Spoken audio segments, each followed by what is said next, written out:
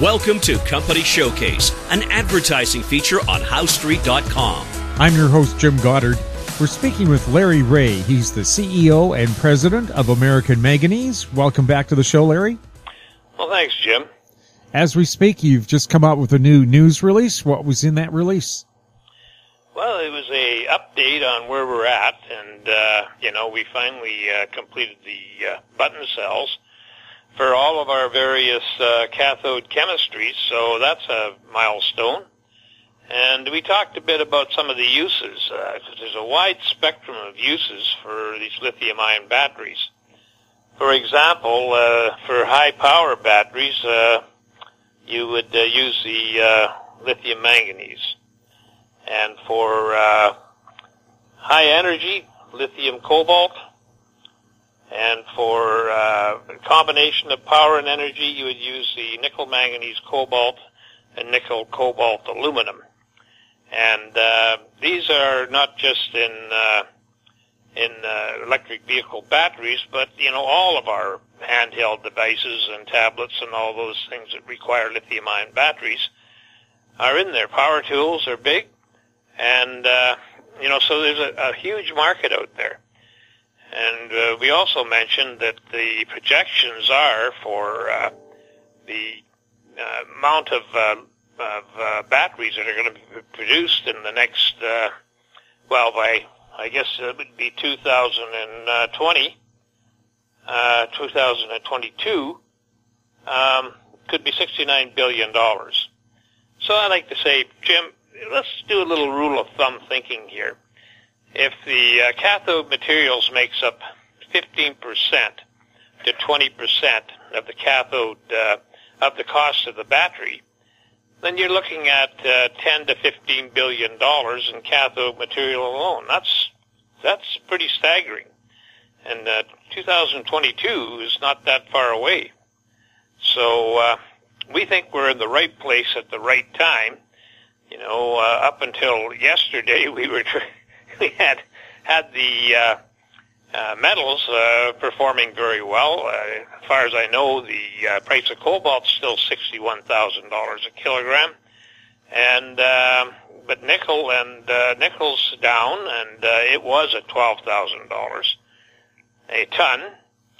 And I'm sorry, but I said $61,000 a kilogram. That's $61,000 a ton E, and for the cobalt, but the nickel slid a bit today, so it's no longer at $12,000 a ton, but that's a moving target. If you look at the fundamentals, these prices in the base metals should not have slipped yet. So it's an exciting arena, and we also talked about something we've never talked about before in a press release, and that is we're looking and we're going to do some research on recycling the graphite from the anode, and that involves a copper foil with the graphite on it that's pasted on it, right? Now, we have to disassemble each individual battery at some point. That requires that we peel the battery back and remove the foils. Now, the copper foil has the anode material, which is a graphite, and the aluminum foil has the cathode materials, which could be nickel, manganese cobalt, or lithium cobalt, or lithium cobalt aluminum.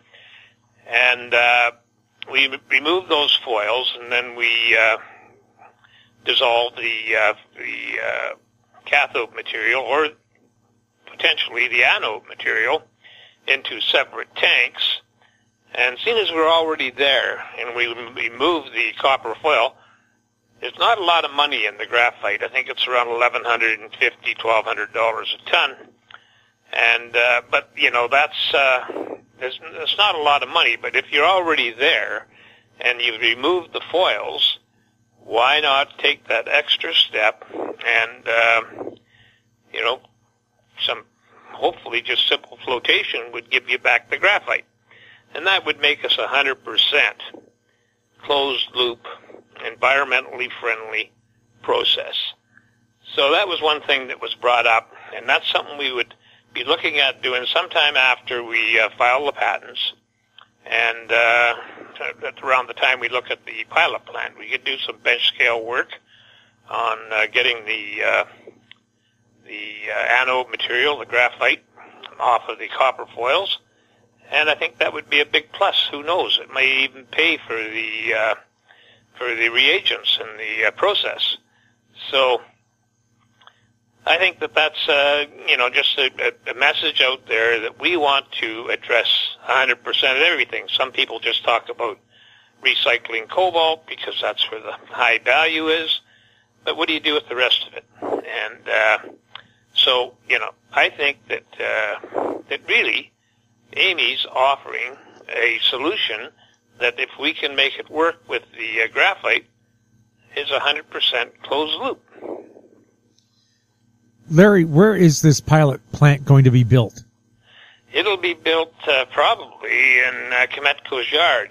When you're looking at a concentrated material, what you're talking about is 100% purity, or 100% of the various cathode materials or the anode materials. In that case, you're looking at moving that through a circuit and getting it back 100%. Sounds simple, but it's not.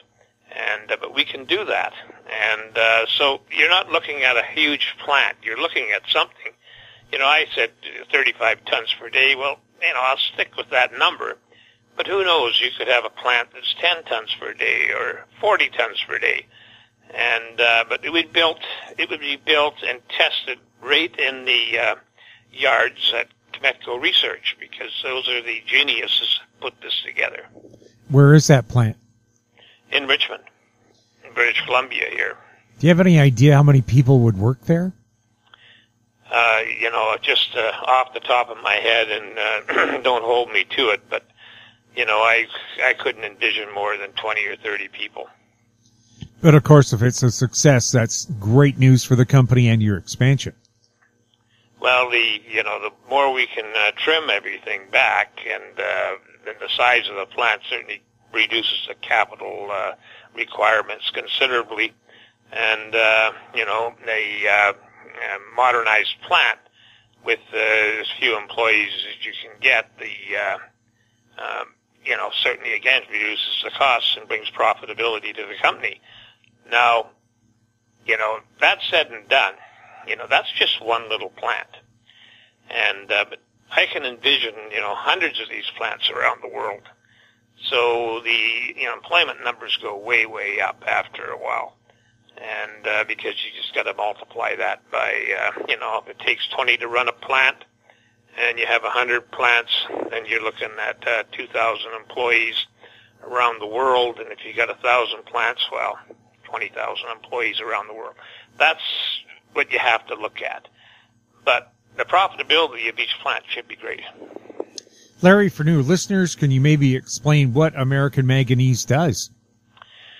American Manganese is a critical metals company that developed a patented process for, and this is a breakthrough disruptive technology that I don't think the company's ever been really recognized for, to actually compete competitively with the Chinese in producing electrolytic manganese metals and dioxides. And Cometco's CEO was looking at that process a couple of years or a year and a half ago, and he said, hey, I think this process, with some changes and everything like that, could actually recycle the cathode materials out of the battery. So now our focus is on recycling. But we also have the mining properties that have cobalt and gold on them, and we have a rare earth property. So we're quite diversified. Manganese looks like it's making a comeback, which could reawaken our project down in Arizona. So, it seems like finally American Manganese is the right place at the right time, and I think the shareholders would be very happy with the stock today because it closed up to 19 cents, and it has been sitting around 14.5 to 16.5 for months. Now it's, it looks like it might want to break out. I'm not going to say it is, but I'm saying it looks like it might, because we're starting to get interest out of Europe in the market. Larry, where is American Manganese traded and under what symbols? It's traded on the TSX Venture Exchange under the symbol AMY. It's traded in the U.S. under the symbol AMYZF, and it's traded in Frankfurt under the symbol 2AM. We have a website out there called AmericanManganeseInc.com. If somebody wants to contact me, they can contact me either through my email address or my phone, which is LREAUGH, the spelling of my name, at AMY, Amy, MN, the symbol for manganese.com. Or they can phone me at 778-574-4444. Larry, thanks for the update. Okay, you're welcome. My guest has been Larry Reaugh, CEO and President of American Manganese. I'm Jim Goddard. We were speaking on September 14th. Comments made on Company Showcase are an expression of opinion only and should not be construed in any manner whatsoever as recommendations to buy or sell any financial instrument at any time. Archived online at HowStreet.com. Company Showcase is a production of How Street Media Incorporated.